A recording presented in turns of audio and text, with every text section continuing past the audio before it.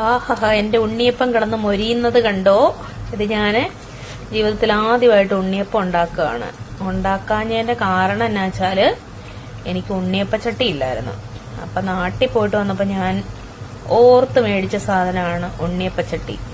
അപ്പൊ മേടിച്ചോണ്ട് വന്നിട്ട് ഇത് ഉണ്ണിയപ്പം ഉണ്ടാക്കണമെന്ന് വെച്ചിരുന്നിട്ട് ഞാൻ എപ്പോഴും അരിയൊക്കെ വെള്ളത്തിലിടാൻ മറന്നു. പിന്നെ റെസിപ്പി കണ്ടതിനകത്തൊക്കെ അരി വെള്ളത്തിലിട്ട് കുതിർത്ത് പിന്നെ ഉണ്ണിയപ്പത്തിന്റെ മാവ് പുളിച്ച് വരാൻ വീണ്ടും 6 മണിക്കൂർ വെക്കണം എന്നൊക്കെ പറഞ്ഞ് കണ്ടുകൊണ്ട് ഇത് മെനക്കെട്ട പരിപാടിയാണല്ലോ എന്ന് വിചാരിച്ച് ഇന്ന് ഞാന് യൂട്യൂബിനകത്ത് നോക്കിയപ്പം നമ്മുടെ ഒരു ചേട്ടനുണ്ടല്ലോ, റെസിപ്പിയൊക്കെ ഇടുന്ന ആള്, നിങ്ങൾക്കറിയാമെങ്കിലും ഞാൻ പറയാം എന്ന് പറഞ്ഞുകൊണ്ട് ഒരാളൊരു റെസിപ്പി ഇടില്ലേ, ആ ചേട്ടന്റെ ഉണ്ണിയപ്പത്തിന്റെ റെസിപ്പി. ഇനി മാവ് അരച്ചുടനെ തന്നെ ഉണ്ണിയപ്പം ഉണ്ടാക്കാന്ന് പറഞ്ഞുകൊണ്ട് കണ്ടു കേട്ടോ.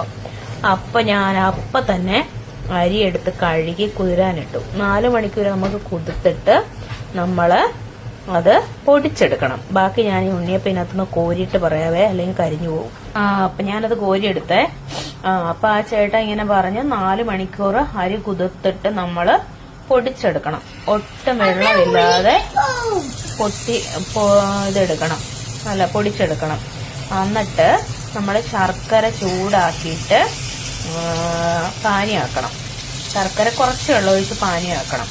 എന്നിട്ട് ഈ പൊടിച്ചു വെച്ചിരിക്കുന്ന അരിപ്പൊടിക്കകത്തേക്ക് നല്ല ചൂടായിട്ട് ഒഴിച്ചു കൊടുക്കണം. എന്നിട്ട് നന്നായിട്ട് അങ്ങ് ഇളക്കണം. ഇളക്കി കഴിഞ്ഞിട്ട് നമ്മൾ ആദ്യം അരി അരച്ച അതേ മിക്സിയുടെ ജാറിലേക്ക് 2 ചെറുപഴം കൂടെ അരച്ച് ചേർക്കണം. എന്നിട്ട് അരച്ച് ചേർത്തിട്ട് അതും ഇതിനകത്തോട്ട് ഇട്ട് ഈ ശർക്കരപ്പാനി ഇട്ട് ഇളക്കിയതിന് ശേഷം അതും കൂടെ ഇതിനകത്തേക്ക് ചേർത്ത് ഇളക്കണം. പിന്നെ വേറൊരു കാര്യം പറയാൻ മറന്നുപോയി. നമ്മുടെ അരി പൊടിക്കുന്ന കൂട്ടത്തിൽ അതിനകത്തേക്ക് 2-3 ഏലക്കായുടെ കുരുവ് നുള്ളുപ്പും കൂടെ ഇട്ടിട്ട് വേണേ പൊടിക്കാന്. എന്നിട്ട് ഇത് കലക്കി വെച്ചിട്ട് അതിനകത്തേക്ക് തേങ്ങാക്കൊത്ത് നെയ്യിൽ മൂപ്പിച്ചതും എള്ള് വേണമെങ്കിൽ എള്ളും കൂടെ ചേർത്ത് കൊടുക്കാം. അങ്ങനെയാണ് ഉണ്ണിയപ്പം ഉണ്ടാക്കുന്നത് പറഞ്ഞിരുന്നത്. ഇതിപ്പം ഞാൻ ഉണ്ടാക്കുന്ന രീതി ശരിയാണോ എന്ന് എനിക്ക് അറിയില്ല. ഇതിന്റെ മേളിൽ എണ്ണ ഒരുപാട് നിൽക്കണോ എനിക്ക് അറിയില്ല.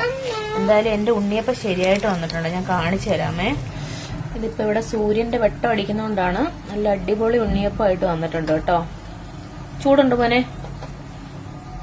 അപ്പൊ നിങ്ങളും ഇങ്ങനെ പെട്ടെന്ന് ഇൻസ്റ്റന്റ് ആയിട്ട് ഉണ്ണിയപ്പം ഉണ്ടാക്കണമെന്നുണ്ടെങ്കിൽ ഈ റെസിപ്പി ഒന്ന് പരീക്ഷിച്ച് നോക്കൂ കേട്ടോ. ഞാൻ കഴിച്ചിട്ടില്ല ഉണ്ണിയപ്പം, എന്തായാലും ടേസ്റ്റ് ഉണ്ട്, ഞാൻ ഉണ്ടാക്കിയതല്ലേ. അപ്പൊ എല്ലാരും ട്രൈ ചെയ്ത് നോക്കണേ. നല്ല സോഫ്റ്റ്.